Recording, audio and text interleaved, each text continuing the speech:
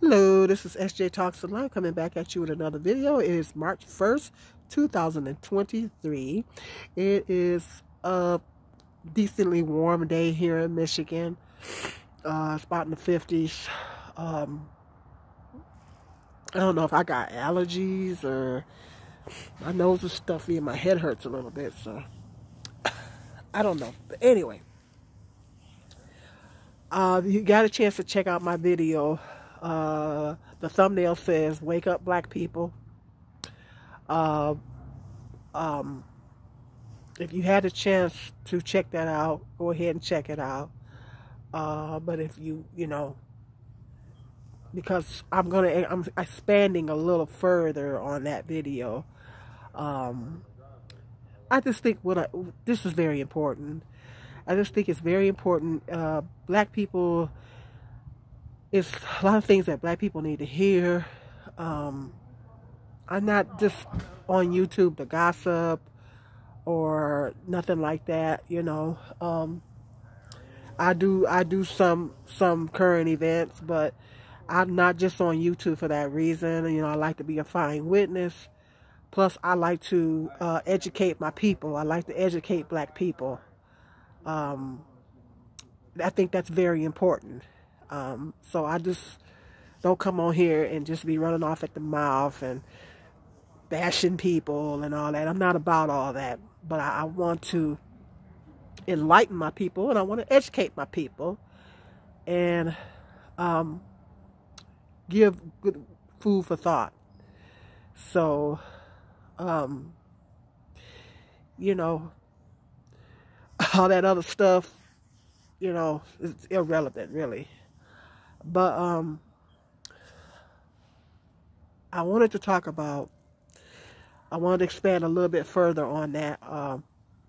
When I was talking about black people, we're so busy fighting each other.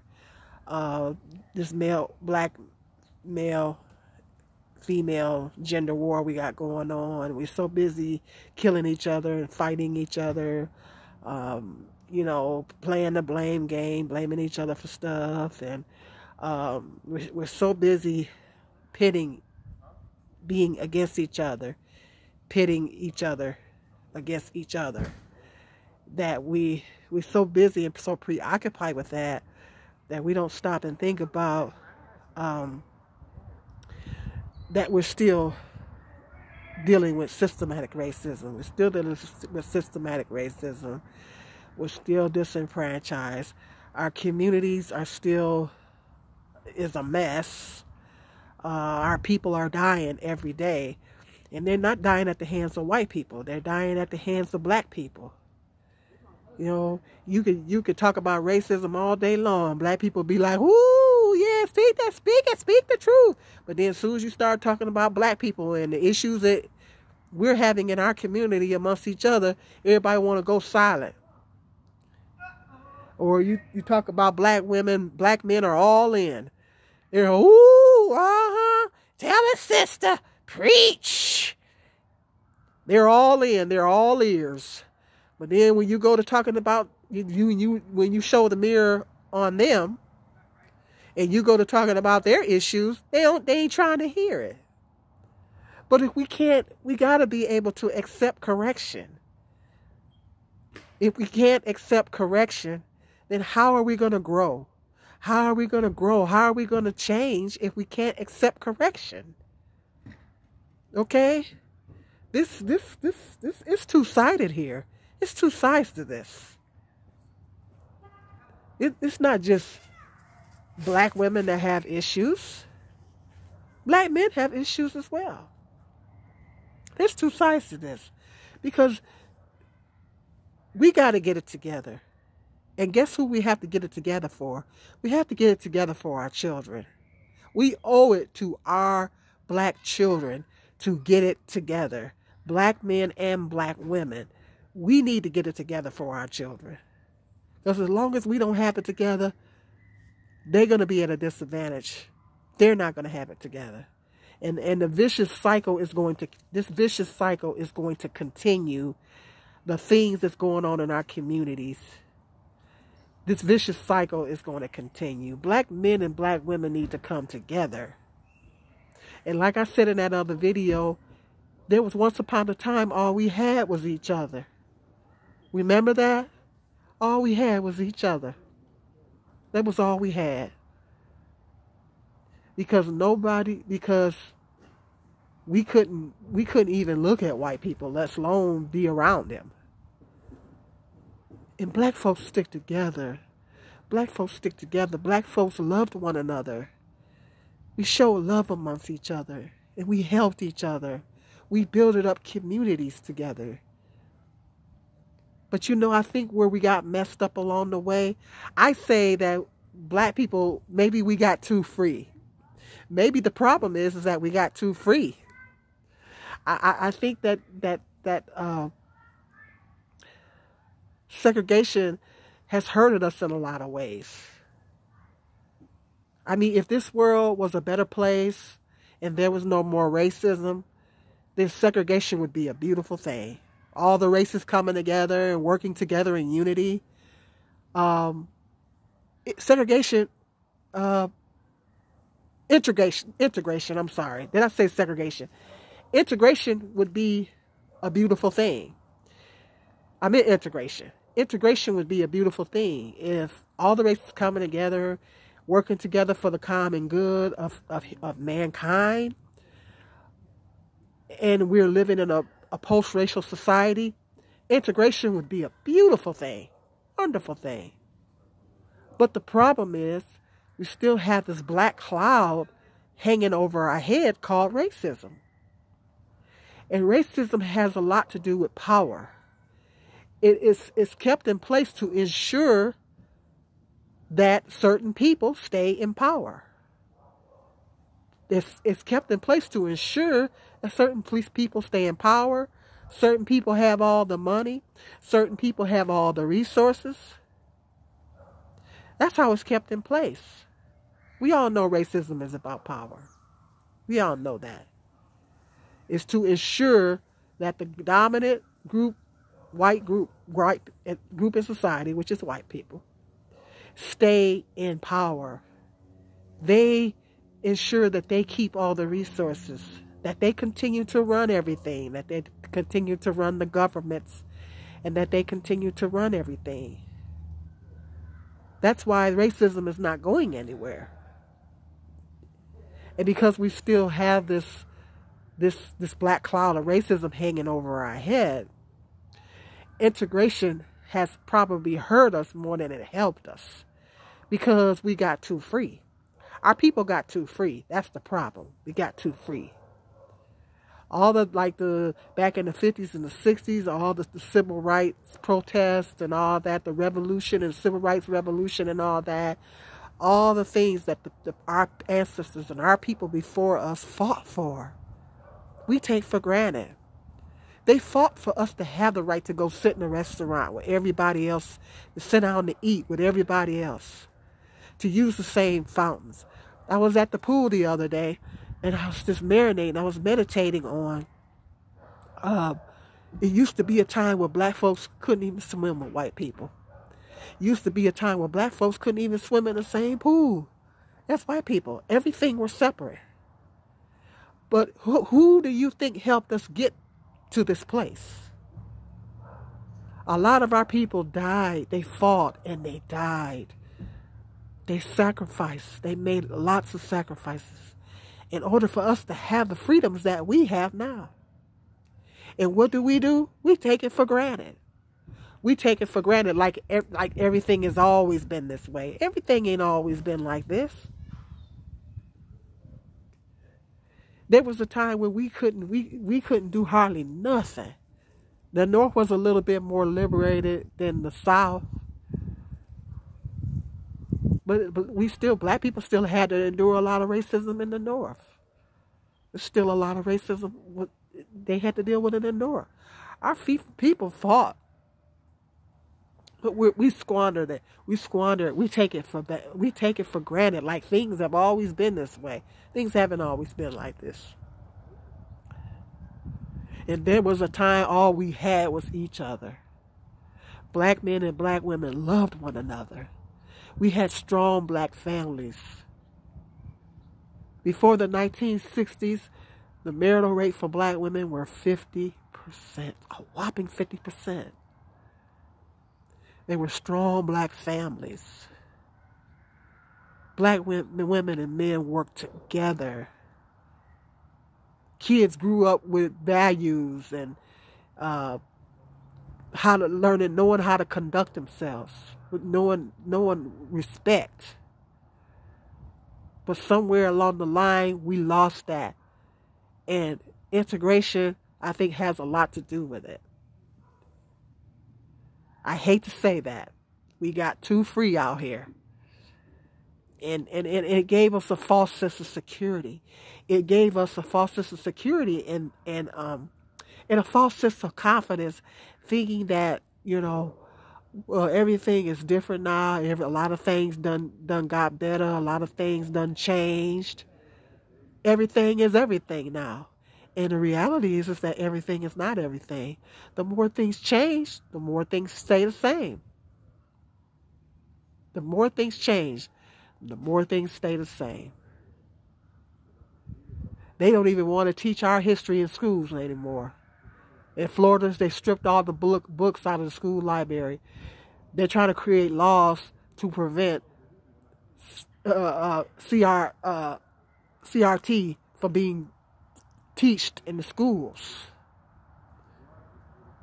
So in a sense, we're going backwards. They're trying to slowly erase our history as if it never happened, as if it never existed.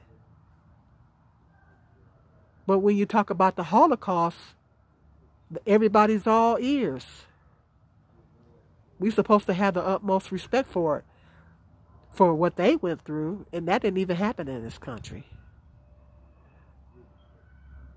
But when it comes to our history,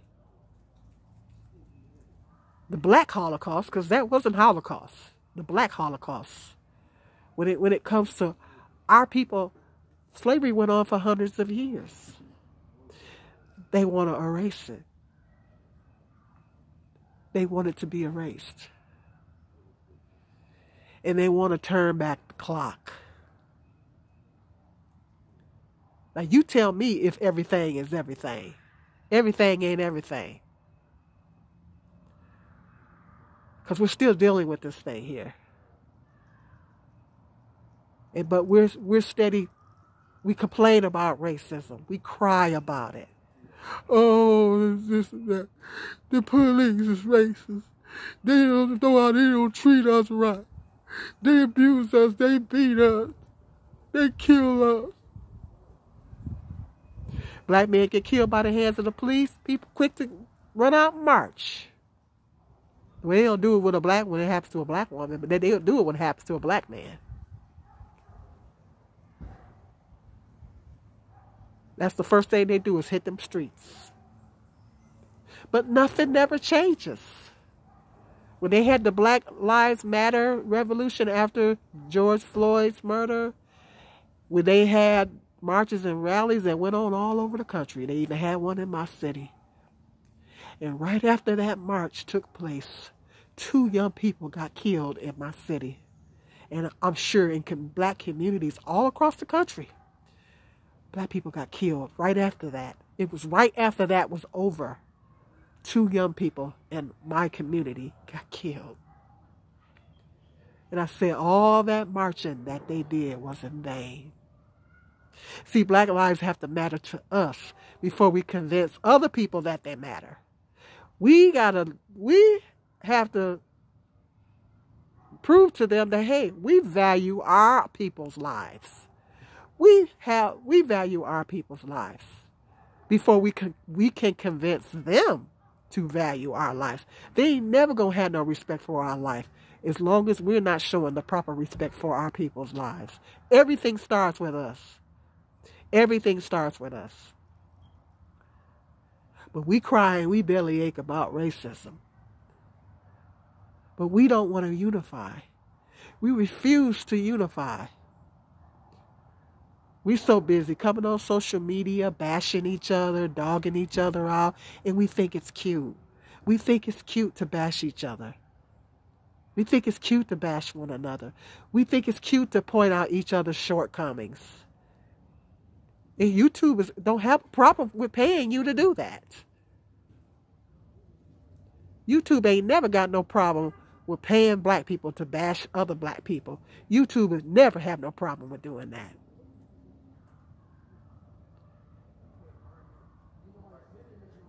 But that's what we do. We come on here, we bash one another, make money. We think it's cute. We think it's all fun and games, but it's not. All the while, we're still dealing with systematic racism. We're still dealing with all these issues. But we steady want to cry about racism. But guess who are the biggest racists? We are the biggest racists towards each other. We're racist towards each other. We have hatred towards each other. We have the nerve to talk about white folks being racist, but we racist towards each other. Well, that she too dark. He too dark, or she too dark. This colorism. What do you think colorism is? It's a form of racism. You being racist against your own people. We racist towards each other. But we have the nerve to be upset about white folks being racist. It's not okay for white folks to be racist towards us, but it's okay for us to be racist towards each other. In what world? What world is it okay for us to be racist towards each other? What world is it for us to kill, steal, and destroy our own people? That's never okay. It's never been okay, and it never will be okay. See? The other races of people aren't stupid. They look at our communities. They look at how we don't care about each other. And guess what the white man want to do now? The white man want to come in and scoop up the black women. Yes, they do. Because they see how black men treat black women. They see how black men are treating black women. And a lot of them wants to come in and scoop up a lot of black women. Conquer and divide. Conquer and divide. And a lot of the black women are going to be going to the white men because they ain't getting no love from black men. We got all this hatred coming from black men. Well, a dog get tired of being kicked. That's just a figure of speech. Not saying black women are dogs. Dog get tired of getting kicked. You keep kicking a dog and keep kicking a dog, keep kicking it. Then eventually you're going to look up, that dog going to run away. That dog going to get tired of you kicking, or that dog going to lash out. That dog going to get tired of you kicking on him. Just use it as an analogy. Black women getting tired of being kicked. Black women getting tired of being beaten down and disrespected by our own race of men. Cause and effect. If someone outside the race show black women love, a lot of them are going to embrace that. But how is that going to benefit us as a community? Our community is going to be even more divided. There's nothing wrong with interracial relationships, but we're trying to have interracial relationships in a racist world. And our people is more divided than ever. Our children are a huge disadvantage. That's the problem. People are going outside of the community, and nothing's being done inside of the community. That's the problem. That's the problem. We got to get it together. We can't keep crying about racism if we're not willing to build. We're not willing to build. We're not willing to have Black Wall Streets like they did have back in the day. We want to keep relying on other races of people for our resources and not relying on ourselves or each other. It want to keep mistreating each other, bashing each other, and dogging each other. We can't keep crying about racism. We can minimize the effects of racism. The effects of racism can be minimized. If we change, they'll change. But we will not unify. All the other races of people have unification in their communities and they work together. But we don't. We don't work together. It's like my other video I talked about the Jewish community in New York. This guy in New York on TikTok was in a Jewish community, and he's educating us on the Jewish community, how they have their own businesses. They have their own businesses. They have strong families. They have their own police system. They police their own communities. You better not go over there. I wish you would try to go over to the Jewish community and try something. Try and start some mess. They gonna get you. You ain't going to the Jewish community to start no mess. I dare you. I triple dare you. They will get you. You will not get out of there alive. Because they don't play that. And that's what the black community need to be doing. The black community, like the brothers in Detroit, they are protecting the community, standing outside the stores to make sure everybody gets in and out of safe. And then black men are talking junk about that.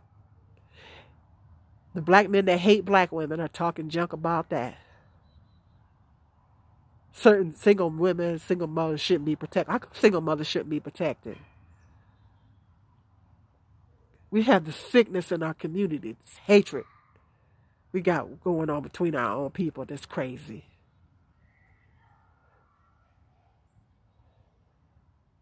That's what we need to be doing that. We need to be policing our own neighborhoods. Don't let any outsiders come in and kill us. And don't let our own people kill us. We need to do more of that. More of that needs to happen all over the country. If we don't care, they will not care. People, black people, if we don't care, they are not going to care. Stop expecting them to care about us. They won't. Because we don't care about each other.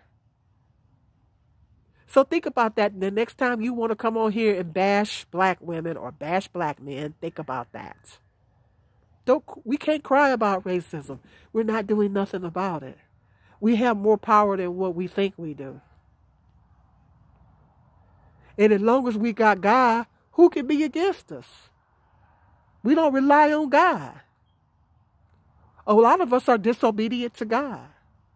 And we don't rely on God and we don't look to God. If God is for us, who could be against us?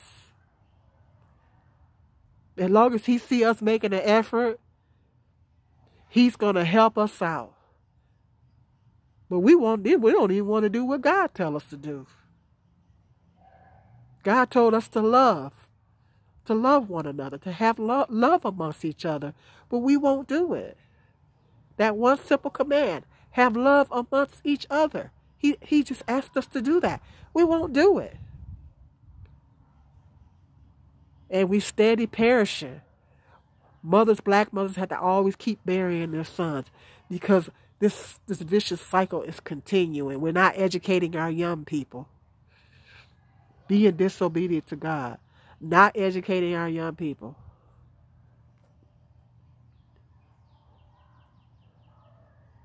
We got to do better.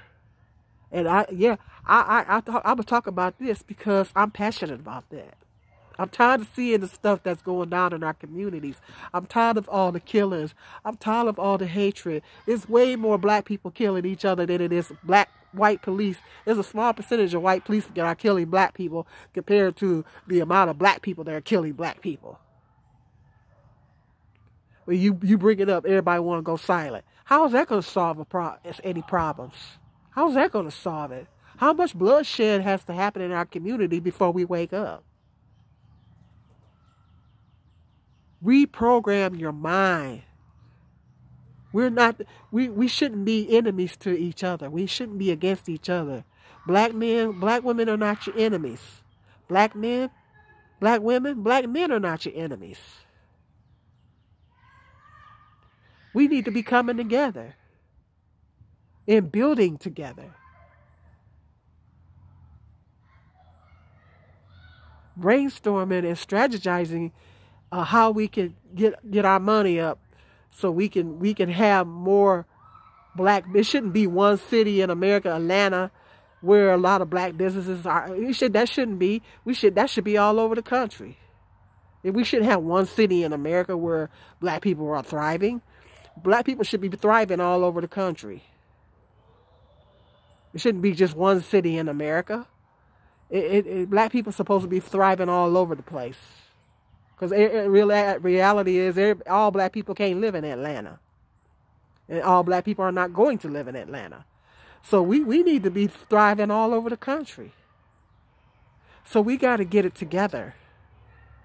And stop crying about racism if you're not going to do anything about it. Bottom line. Stop crying about it. Stop crying about what the white folks is doing. Because guess what? The white people ain't going to change. We got to change. The change starts with us. Stop looking for them to change. They will never change. They're going to always be who they are. And I told you the reason in the beginning of the video why they're like that. Is to ensure they have all the resources and the power.